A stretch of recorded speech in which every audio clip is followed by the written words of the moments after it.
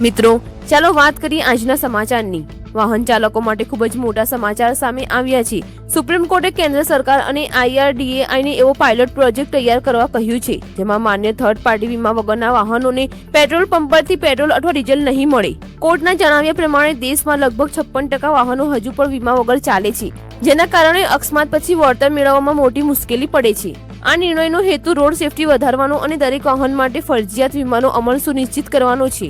જો આ યોજના અમલમાં આવશે તો વીમા વગરના વાહનને પેટ્રોલ પંપ પર ઈંધણ આપવાનો ઇનકાર થઈ શકે છે। તો હવેની નેક્સ્ટ અપડેટ છે મિત્રો, UPI થી પેમેન્ટ કરતા કરોડો લોકો માટે મોટા સમાચાર સામે આવ્યા છે। સરકાર એક નવું બિલ લાવી રહી છે, જેના કારણે ભવિષ્યમાં UPI પેમેન્ટ સિસ્ટમમાં મોટો ફેરફાર થઈ શકે છે। હાલમાં સામાન્ય ગ્રાહકો માટે UPI પેમેન્ટ સંપૂર્ણપણે મફત છે, પરંતુ નવા પ્રસ્તાવ મુજબ મોટા વેપારીઓ પાસેથી MDR એટલે કે મર્ચન્ટ ડિસ્કાઉન્ટ રેટ તરીકે ચાર્જ વસૂલવાનો રસ્તો ખુલી શકે છે। એટલે કે ગ્રાહકને તરત કોઈ ચાર્જ લાગવાનો નથી, પરંતુ મોટા વેપારીઓને UPI ટ્રાન્ઝેક્શન પરથી ફી ચૂકવવી પડી શકે છે। જો આ બિલ અમલમાં આવશે તો ડિજિટલ પેમેન્ટ સિસ્ટમમાં મોટો બદલાવ આવી શકે છે અને તેની અસર વેપાર તેમજ બજારના ભાવ પર જોવા મળી શકે છે। તો ચાલો આગળ વધીએ મિત્રો। EPFO સાથે જોડાયેલા કર્મચારીઓ માટે મોટા સમાચાર સામે આવ્યા છે। હવે ₹25,000 સુધી બેઝિક સેલરી ધરાવતા કર્મચારીઓને પણ EPFO હેઠળ પેન્શનનો લાભ મળી શકે છે। મીડિયા રિપોર્ટ મુજબ હાલની ₹15,000ની મર્યાદા વધારીને ₹25,000 કરવાની દરખાસ્તને નાણાં મંત્રાલયના ખર્ચ વિભાગે મંજૂરી આપી દીધી છે।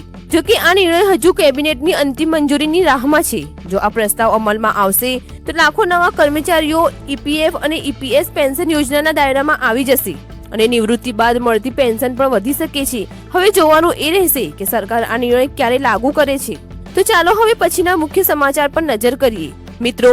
ગુજરાતમાં નોકરીની તૈયારી કરતા યુવાનો માટે મોટા સમાચાર સામે આવ્યા છે। મુખ્યમંત્રી ભૂપેન્દ્ર પટેલે રાજ્યની ગ્રાન્ટેડ શાળાઓમાં અંદાજે 4,000 ક્લાર્કની ભરતીને મંજૂરી આપી હોવાનું જાણવા મળી રહ્યું છે। લાંબા સમયથી ખાલી પડેલી જગ્યાઓ હવે ભરતીની પ્રક્રિયા દ્વારા ભરાશે।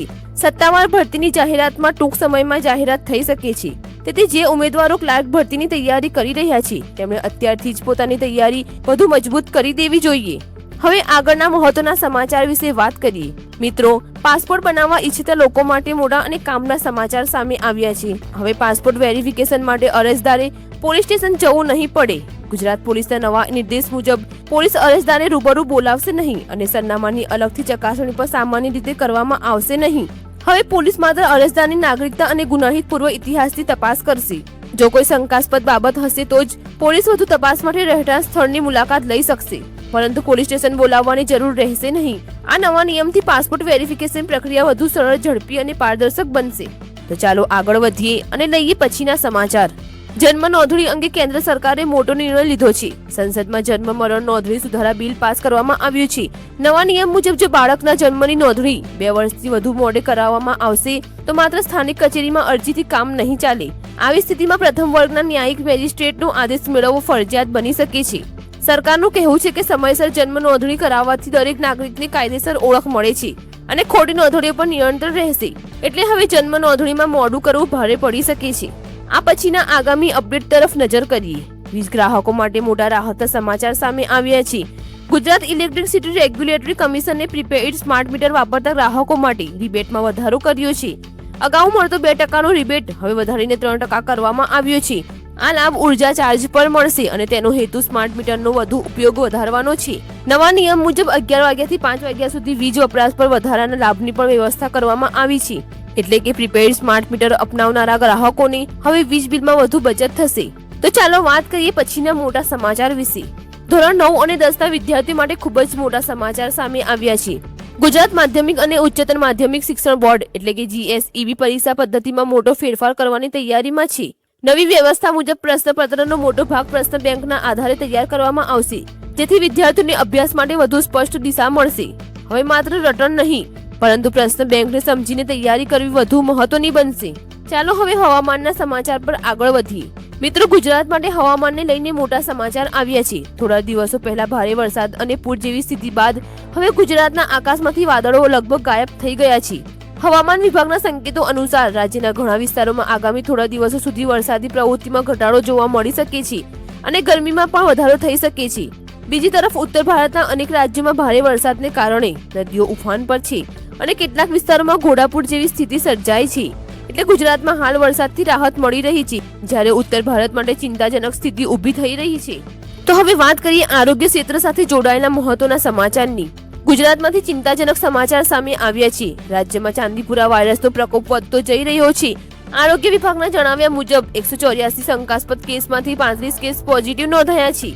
સૌથી ગંભીર વાત એ છે કે અત્યાર સુધીમાં 22 બાળકોના મોત થયા છે. સરકાર અને આરોગ્ય વિભાગે અસરગ્રસ્ત વિસ્તારોમાં સર્વેલન્સ, દવાઓનો છંટકાવ અને ખાસ દેખરેખ શરૂ કરી છે. માતા પિતાને અપીલ કરવામાં આવી છે કે બાળકોમાં તાવ, ઉલટી, આંચકી અથવા બેભાન થવાના લક્ષણો દેખાય તો તરત જ હોસ્પિટલનો સંપર્ક કરો. આ સિવાય આગામી અપડેટ પર વાત કરીએ. મિત્રો, જો તમે પણ કોઈ વસ્તુ પર 100% શુદ્ધ લખેલું જોઈને ખરીદી શકો છો તો આ સમાચાર તમારા માટે ખૂબ જ મહત્વના છે. FSSAI એ આવી ભ્રામક લેબલિંગ સામે કડક કાર્યવાહી શરૂ કરી છે. 100% શુદ્ધ, 100% નેચરલ અને આવા દાવા કરીને ગ્રાહકોને ગેરમાર્ગે દોરતી અને આગામી બ્રાન્ડેડ નોટિસ મોકલવામાં આવી છે. FSSAI નું કહેવું છે કે આવા દાવા સ્પષ્ટ અને પુરાવા આધારિત હોવા જોઈએ, નહીં તો તે ગ્રાહકો સાથે છેતરપિંડી ગણાશે. આગામી સમયમાં ઘણા ફૂડ પ્રોડક્ટ પેકેટ પરથી આવા દાવા દૂર થઈ શકે છે. તો ચાલો આગળ વાત કરીએ. પેટ્રોલ અને ડીઝલને લઈને કેન્દ્ર સરકારે મોટો નિર્ણય લીધો છે. સરકારે પેટ્રોલ અને ડીઝલની નિકાસ પર લાગતો સ્પેશિયલ એડિશનલ એક્સાઇઝ ડ્યુટી વધાર્યો છે. આ નિર્ણયનો સીધો અસર સામાન્ય વાહન ચાલકો પર નહીં પડી, કારણ કે ઘરેલુ બજારમાં વેચાતા પેટ્રોલ અને ડીઝલના એક્સાઇઝ ટેક્સમાં કોઈ ફેરફાર કરવામાં આવ્યો નથી. એટલે હાલ માટે પેટ્રોલ પંપ પર મળતા ભાવમાં તરત વધારો થવાની શક્યતા ઘણી ઓછી છે. હવે બિઝનેસ જગતના મોટા સમાચાર તરફ આગળ વધીએ. મિત્રો, વ્યવસાય શરૂ કરવા માંગતા લોકો માટે મોટા સમાચાર આવ્યા છે. સરકારે જાહેર કરેલી નવી રેન્કિંગ મુજબ રોકાણ અને બિઝનેસ માટે સૌથી અનુકૂળ રાજ્ય તરીકે ગુજરાત પ્રથમ સ્થાને આવ્યું છે. આ યાદીમાં મહારાષ્ટ્ર બીજા અને તમિલનાડુ ત્રીજા સ્થાને છે. ઇન્ફ્રાસ્ટ્રક્ચર, સરકારી નીતિઓ, રોકાણ માટેનું વાતાવરણ અને બિઝનેસ કરવાની સરળતા જેવા માપદંડોના આધારે આ ક્રમ જાહેર કરવામાં આવ્યો છે. નવા ધંધા માટે ગુજરાત સૌથી મજબૂત વિકલ્પ માનવામાં આવી રહ્યું છે. તો હવે નજર કરીએ વૈશ્વિક સ્તર પછીના સમાચાર પર. હોર્મુઝને લઈને મોટા સમાચાર સામે આવ્યા છે. અમેરિકા અને ઈરાન વચ્ચે આગામી 1-2 દિવસમાં મહત્વપૂર્ણ સમજૂતી થઈ શકે છે, એવા સંકેત અમેરિકાના નાણામંત્રી સ્કોટ બેસેન્ટે આપ્યા છે. જો આ સમજૂતી થાય તો હોર્મુઝ જળમાર્ગમાં જહાજોની અવરજવર ફરી સામાન્ય થઈ શકે છે. આ સમાચાર બાદ વૈશ્વિક બજારમાં કાચા તેલના ભાવમાં પણ ઘટાડો જોવા મળ્યો છે. જોકે ઈરાને સીધી અમેરિકા સાથે વાતચીતનો ઇનકાર કર્યો છે, છતાં મધ્યસ્થ દેશો દ્વારા ચર્ચા આગળ વધી રહી હોવાનું માનવામાં આવે છે. હવે સૌની નજર આગામી 24 કલાકથી 48 કલાકમાં થનારી સંભવિત સમજૂતી પર છે. મિત્રો, હવે વાત કરીએ એક મોટા આંતરરાષ્ટ્રીય સમાચારની. બલુચ અલગાવવાદી નેતાઓને 11 ઓગસ્ટને બલુચિસ્તાનનો આઝાદી દિવસ જાહેર કર્યો છે અને પાકિસ્તાનથી સ્વતંત્ર હોવાનો દાવો કર્યો છે. સાથે જ વિશ્વના તમામ દેશો પાસે બલુચિસ્તાનને સ્વતંત્ર દેશ તરીકે માન્યતા આપવાની અપીલ કરી છે. જોકે પાકિસ્તાન સરકારે આ દાવાને સ્વીકાર્યો નથી. હવે આગળ વાત કરીએ દિલ્હીના રાજકીય માહોલની. મિત્રો, દિલ્હીમાંથી મોટા રાજકીય સમાચાર સામે આવ્યા છે. આમ આદમી પાર્ટીના રાષ્ટ્રીય સંયોજક અરવિંદ કેજરીવાલે E20 ફ્યુલ નીતિના વિરોધમાં વડાપ્રધાનના નિવાસ તરફ માર્ચ કાઢ્યો. તેમની સાથે 2.30 લાખથી વધુ લોકોની સહીવાળી અરજીઓ પણ હતી. કેજરીવાલનો આરોપ છે કે E20 પેટ્રોલથી વાહન ચાલકોને મુશ્કેલી પડી શકે છે અને લોકોને સામાન્ય પેટ્રોલનો વિકલ્પ મળવો જોઈએ. જોકે દિલ્હી પોલીસે માર્ચને વચ્ચે જ રોકી દીધો. ત્યારબાદ આપ નેતાઓને ત્યાં જ ધરોડ શરૂ કર્યું. હવે સવાલ એ છે કે શું કેન્દ્ર સરકાર E20 નીતિ પર ફરી વિચાર કરશે? તો હવે વાત કરીએ આરોગ્ય અને બીમારી અંગેના મહત્વના સમાચારની.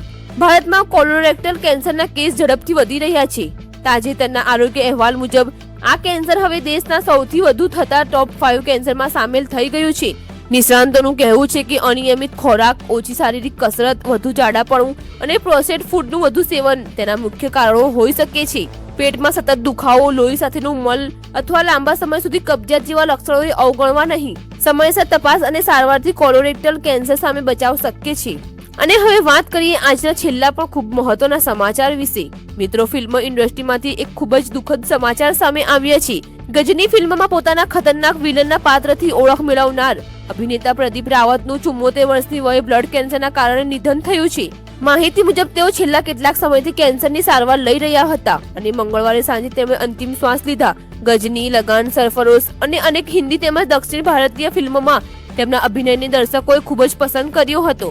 તેમના નિધનથી બોલિવૂડ અને સાઉથ ફિલ્મ ઇન્ડસ્ટ્રીમાં શોકની લહેર ફરી વળી છે અને અનેક કલાકારોએ તેમને શ્રદ્ધાંજલિ અર્પી છે.